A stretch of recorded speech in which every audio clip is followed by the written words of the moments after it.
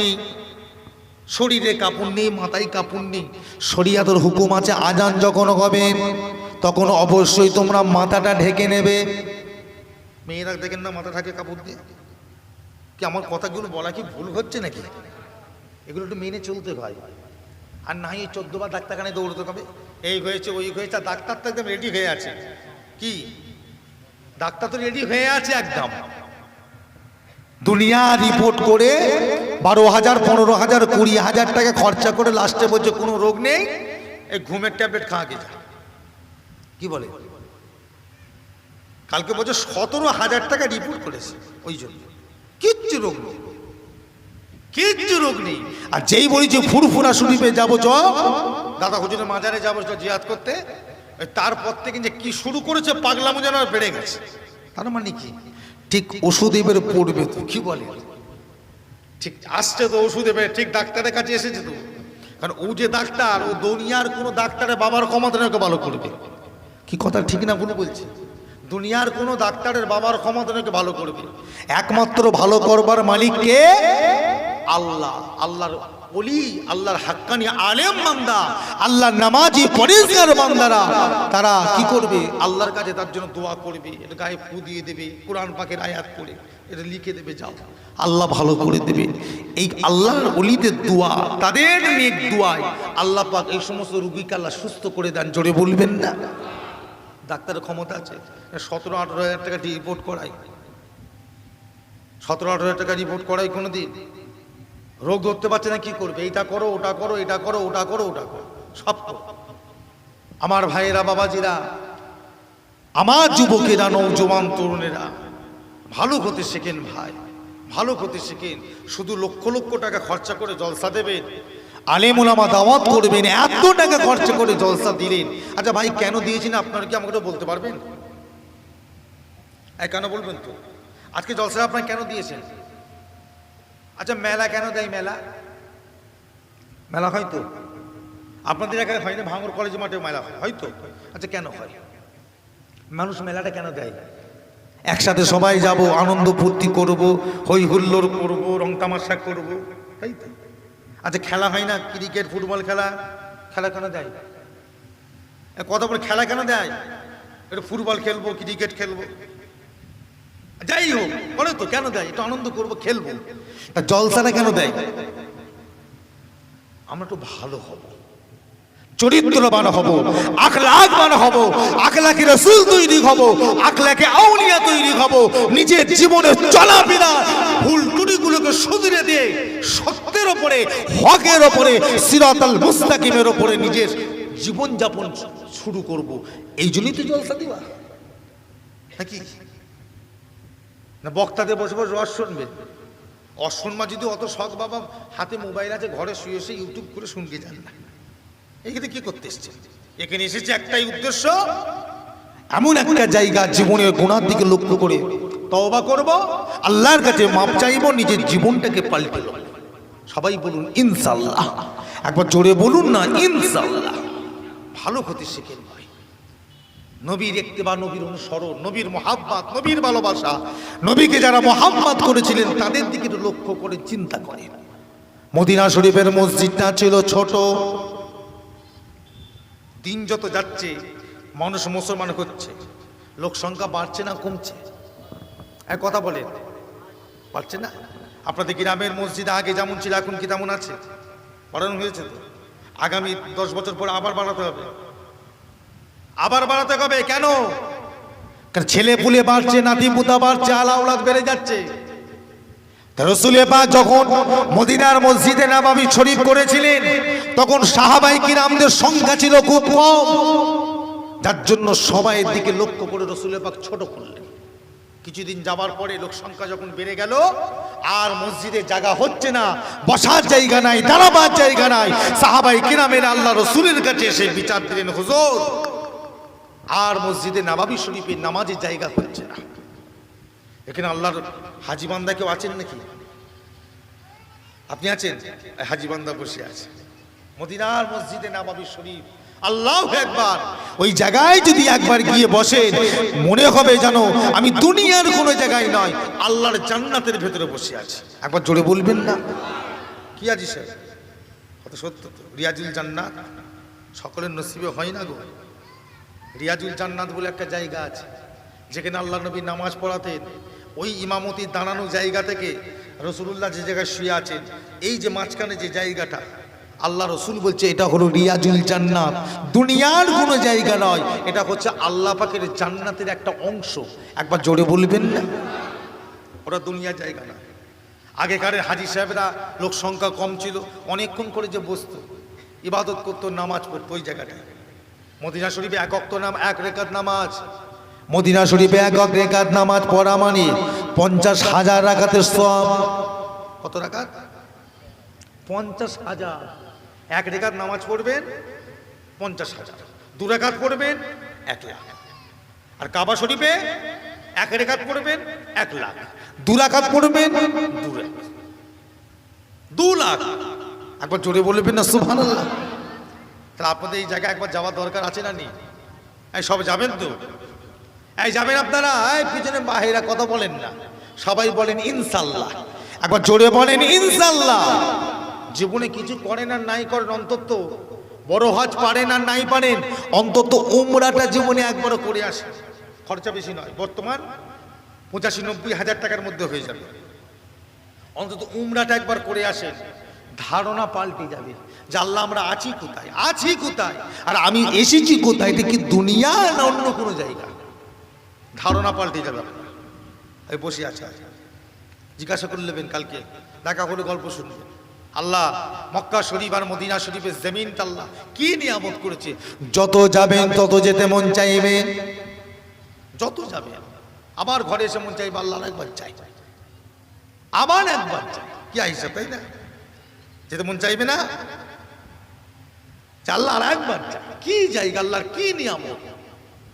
আমার ভাইয়েরা, বাবাজিরা, তা মদিনা শরীফের মসজিদটা কি করবে? বাড়ানো হবে। আর তখন তো এইসব ঢালাই টালাই ছিল না রে বাবু।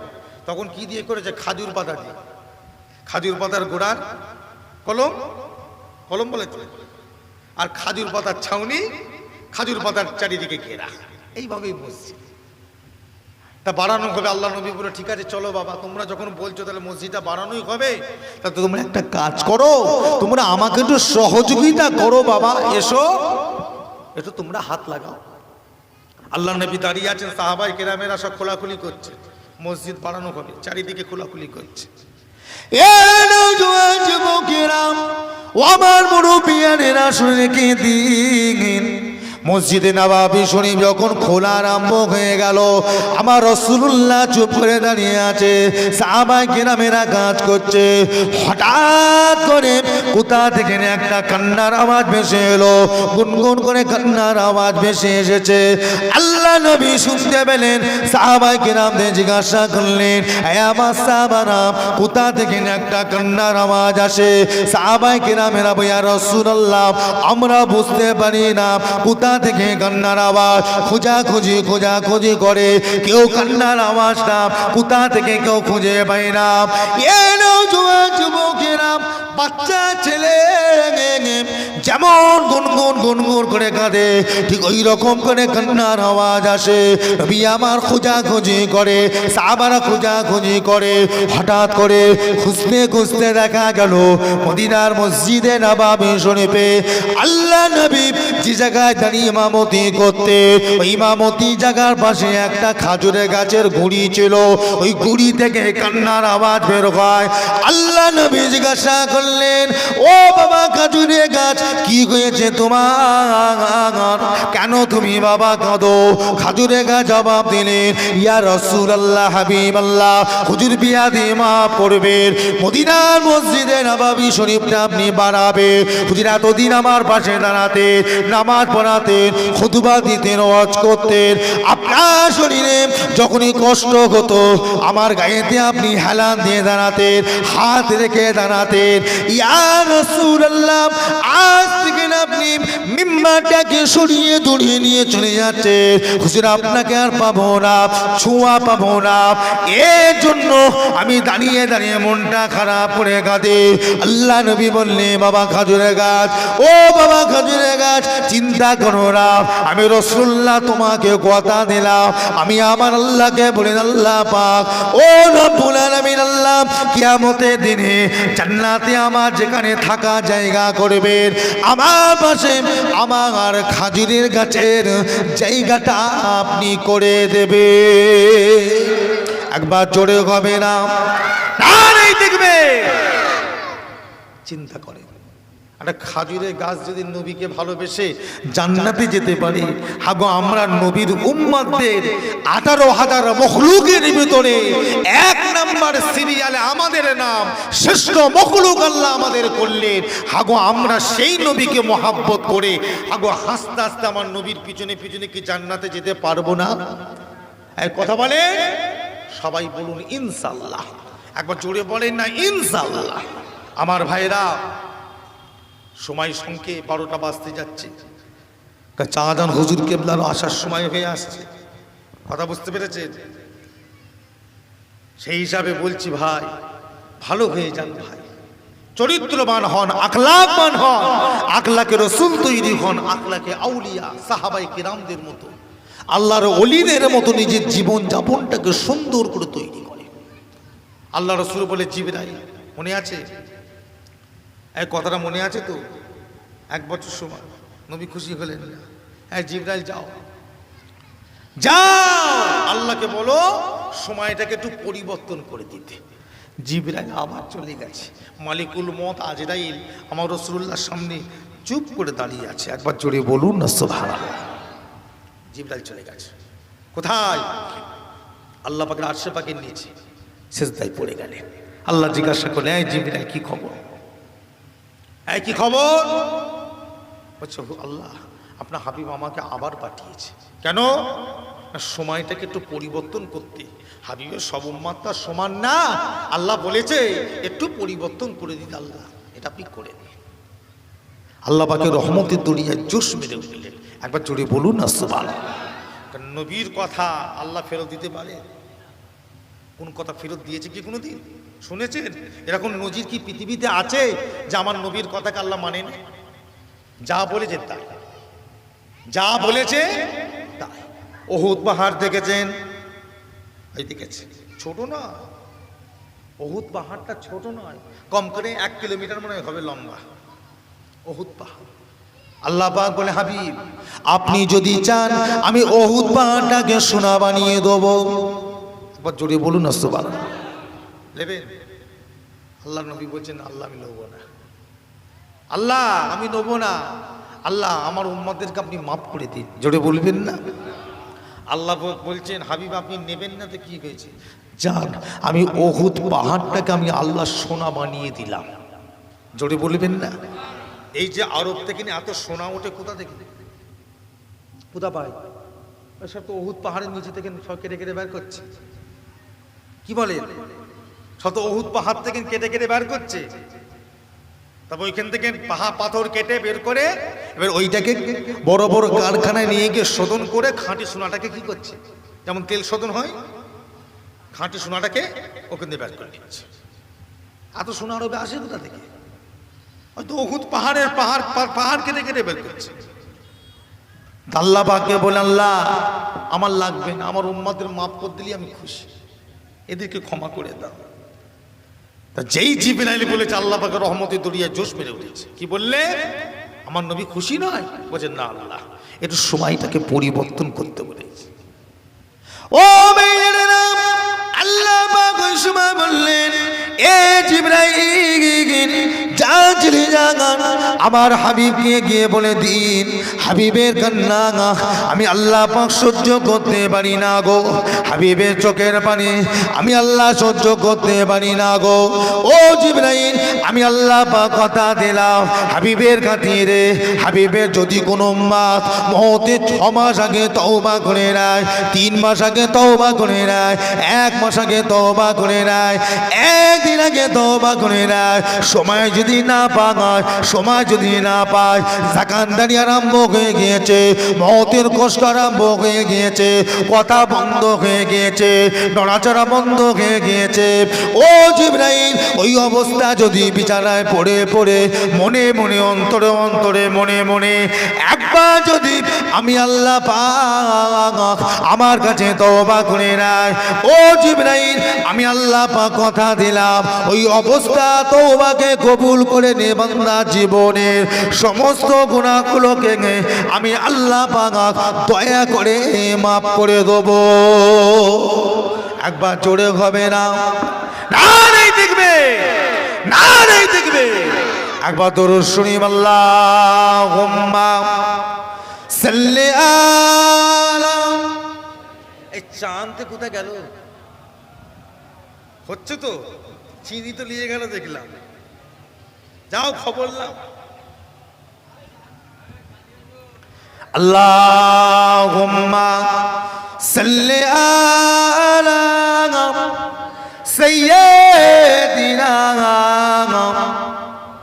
মাওলানা মুহাম্মদ ওয়া আলা আলি সাইয়্যিদিনা। সবাই একবার ওঠেন তো, নবীর উপর সালাম করি, সবাই ওঠেন। ইয়া নবী,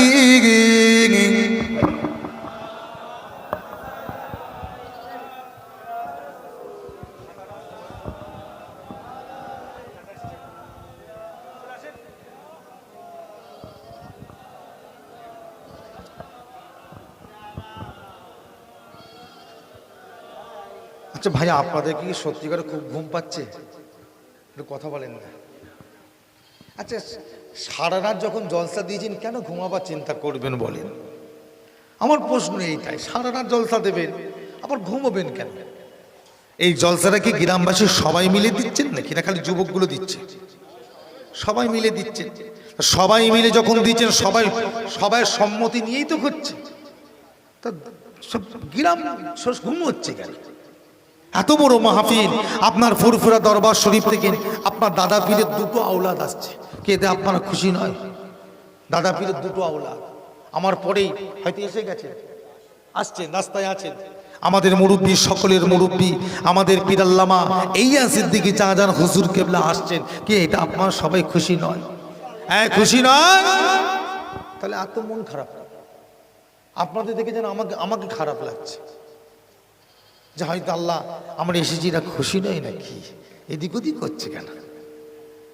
মেজো হুজুর কেবলার মুখে শোনা একটা কথা বলি, শোনে কে কি ভাববেন জানি না। মেজো হুজুর কেবলার মুখে আমি শুনেছিলাম, তখন খুব ছোট, হুজুর কেবলা যখন ইন্তেকাল করলেন, তখন আমি ক্লাস 6 না 7 আমি উঠেছি, পড়ছি আর কি। হুজুর কেবলা ইন্তেকাল করলেন, হুজুর কেবলার ইন্তেকালের আগে একদিন আলোচনা করতে করতে বললে, বাবা বাবা, আল্লাহ পাক তোমার দাদা পীরকে কত বড় নিয়ামত করেছে বাবা জানো? সবাইকে বলছি, সবাইকে, অনেক মানুষ বসে আছে জানো, তবে শুনে রাখো, আমি আবু জাফর বলে যাচ্ছি বাবা, আল্লাহ তোমার দাদা পীরকে এত বড় নিয়ামত করেছে, তোমার দাদা পীরের আওলাদরা ফুরফুরা জমিন থেকে যেখানেই যাক না কেন, তোমার দাদা হুজুর কেবলা রুহানি হালতে সেই দিকে নজরটা রাখে। একবার জোরে বলবেন না? তাহলে আপনাদের গ্রামে দাদা পীরের আওলাদ এসেছেন, দাদা হুজুরের রুহানি দোয়া, নেক নজর এই দুবজালি গ্রামে আছে না নেই? আছে না নাই? আমাদের সবার উপর নজর আছে তো। আল্লাহর ওলিদের রুহানি দোয়া, আল্লাহর ওলিদের রুহানি নজর আমাদের উপর যখন আছে, তাহলে আপনি কেন ভাই এইদিক ওদিক করছেন? একটা দিন বছরের জলসা সবাই এসেছেন, সবাই মিলেমিশে দেবেন। শাহজাহান হুজুর কেবলা আসছেন, আলহামদুলিল্লাহ, সকলে বলুন আলহামদুলিল্লাহ। এখন সকলে তাকবীর দেন, নারায়ে তাকবীর। এই ছেলেরা যুবকরা গলায় জোর নেই, নারায়ে তাকবীর, নারায়ে তাকবীর। সিলসিলায়ে হক ফুরফুরা শরীফ আওলাদে মুজাদ্দিদুজ্জামান আমাদের সকলের পীর সাহেব হুজুর কিবলা নারে তাকবীর। সকলে বলে আলহামদুলিল্লাহ। 12টা বাজে আর জলসা হবে মাত্র কতক্ষণ? খুব জোর যদি টেনে টেনে 4 ঘন্টা জলসা হবে। ফজর হবে শেষ আর 4 ঘন্টা পরে ফজর। আর ফজরে যদি সময় হিসাব করেন 3.5 ঘন্টা বাকি, কিন্তু হবে 4টে পর্যন্ত। কথা বুঝেছেন না? আর আপনাদের জন্য এত বাবুর্চিগুলো সারাদিন সারা রাত চিন্তা করেন, এই আগুনে জ্বলে পুড়ে গরমে 1 মিনিট দাঁড়ান না, যে জানা না কেন বুঝতে পারবেন। জ্বলে পুড়ে রান্নাগুলো করছে কাদের জন্য? আপনার আমার জন্য। কি কথা ঠিক না? কেন তাবরক মানুষের মুখে তুলে দেবে? আমার ভাই জানে না। দাঁড়ান, সালামটা পড়িনি, তারপর দেবেন চা। একটু দাঁড়ান, একটু দাঁড়ান, সকলে পড়েন। ইয়া নবী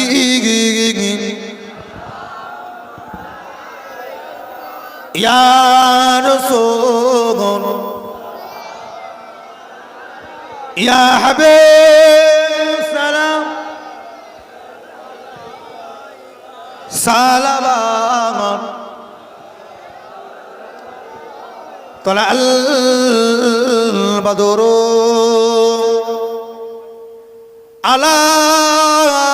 علينا من سنيئات البداء وجب الشكر علينا مدام لله هداي يا نبي يا رسول يا حبيب سلام سلام জিবরাইল দিলেন এনজে আওয়াজ, খুলে দাও আসমান আনের দোয়ার,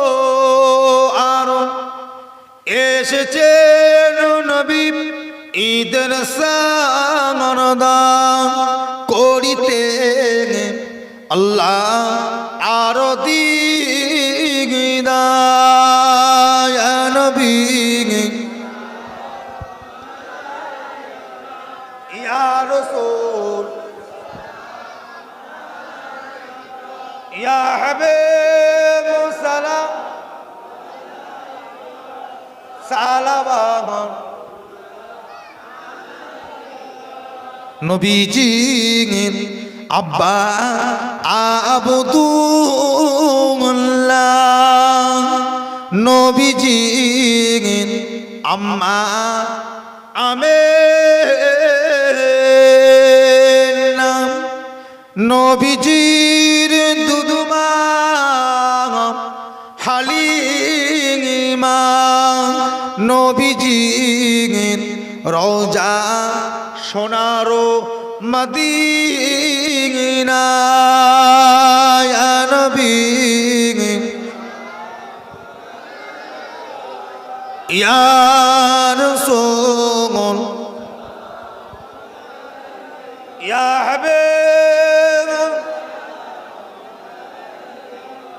সালাওয়াতুল্লাহ। আমার ভাই জানেরা, যে যেখানে দাঁড়িয়ে আছেন আল্লাহর নাম নিয়ে আস্তে আস্তে আবার বসে পড়ে। কমিটি ভাইরা চা টপটপ করে দেন। একটা কেউ লড়বেন না, একটা কেউ এই দিক ওদিক করবে না, মনে দুঃখ পাবো, মনে কষ্ট পাবো। ভাই একটা দিন এসেছি আপনাদের গ্রাম থেকে, মনে দুঃখ নিয়ে যাব, মনে কষ্ট নিয়ে যাব। একটা দিন গ্রামে এলাম, দুবজালি গ্রামে এসেছিলাম, আজ থেকে না হলো আমার হিসাবে 7-8 বছর আগে একবার এসেছিলাম এই গ্রামে। 7-8 বছর আগে কোন পাড়াতে আমার মনে নেই, তবে এসেছিলাম দুবজালিতে একবার, এই দামুজালিতে। এই দামুজালিতে একবার এসেছিলাম 7-8 বছর আগে, কোন জায়গায় আমার স্মরণ নেই। ওই পাড়ায়, দেখ ওই পাড়ায় এসেছিলাম। আল্লাহ পাক আপনাদের এই পাড়ায়, এই পাড়ার নাম কি? পোপাত দুবজালি। আমাদের পোপাত দুবজালি গ্রামে আল্লাহ পাক আনালেন, এসেছি। আমার ভাই জানেরা, এখনো পর্যন্ত যারা আশেপাশে আছে, মাইকের আওয়াজ কানে গিয়ে যদি শুনতে তোমরা যদি না পাও, আল্লাহ পাক একজন আছেন, মাথায় রেখো। কারোর বাবার ক্ষমতা নাই তোমাকে বাঁচাবে, কেউ বাঁচাতে পারবে না তোমাকে। এত সুন্দর একটা বাঁচবার রাস্তা তোমার করে দেওয়া হয়েছে। আজকের মাহফিলে এসে যদি তুমি তোমার বাঁচার রাস্তা খুঁজে না নাও, কারোর বাবার ক্ষমতা নেই তোমাকে বাঁচাবে।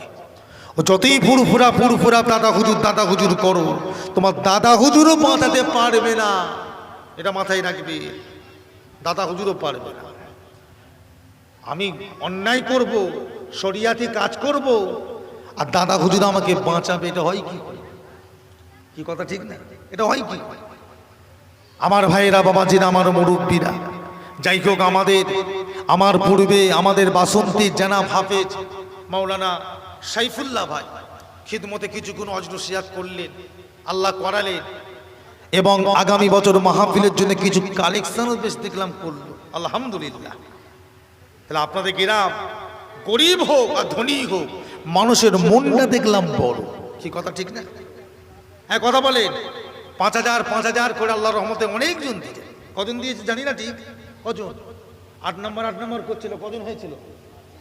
8 জন। দেখ, 8 জন দিয়েছেন, আর 2,500 বলছিল, হয়েছে নাকি? একজনও হয়েছে 2,500। এখন কথা হলে, এত বড় একটা মাহফিল চালাতে গেলে একটা খরচা আছে না নাই? সবাই জবাব দেন। এই খরচাটা কে দেবে? এই আপনাদের দুবজালি গ্রামের এই জলসার খরচাগুলো কে দেবে? পঞ্চায়েত থেকে দেবে? গ্রামবাসীরা দেবে, পঞ্চায়েত থেকে দেবে না। আর কোনো কি বলে সরকারি কোনো কুড়া থেকে দেবে না। আমাদের নিজেদের গ্রামের সম্পদ, জলসা, মাদ্রাসা, মসজিদ নিজেদের গাঁটির পয়সা দিয়ে করতে হবে। আল্লাহ পাক আপনাদের টাকা অর্থতে আল্লাহ বরকত দান, জোরে বলুন আল্লাহুম্মা আমিন। তা আমার কথাগুলো খুব সংক্ষেপ সময়, কারণ হুজুর কেবলা এসে যাবেন, আর আমাকেও ভাই যেতে হবে, আমাকেও বেরোতে হবে ভাই। 12টা বাজে, কেন আমার 12টা পর্যন্ত থাকার কথা। আমি বলেছিলাম আমার 10 মিনিট 15 মিনিট লেট হবে, যাক আল্লাহর আমার 10টা মিনিট লেট হয়েছে, আমি ঢুকে পড়েছি। শুধু সাইফুল্লাহ ভাই একটু কালেকশন করছিলেন বলে আমি চুপ করে বসেছিলাম। কথা বুঝেছেন? ঠিক টাইমে আল্লাহর মতো ঢুকে পড়েছি। তা আমার ভাই জানে না, সাইফুল্লাহ ভাই আপনাদের খিদমতে, আমাদের মৌলানা সাহেব কিছু খিদমত করে গেলেন, সবাই কম বেশি দিলেন। আমার সাইফুল্লাহ ভাই মৌলানা সাহেবের মনটা বেশ আনন্দ পেলেন। কি পেলেন না? খুশি হলো যে দুবজালির মানুষেরা আমার কথা সাড়া দিয়ে যে যেমন পেরেছে দিয়েছে। এখন আমি বিদায় নেব 10টা মিনিট, যেহেতু ভাইরা বলেছেন 10টা মিনিট। সাইফুল্লাহ ভাই কালেকশন করতে গেলে সময়টা আরো অনেক লেগে যেত, আমার ঠিক সময় কি হয়ে উঠতো না।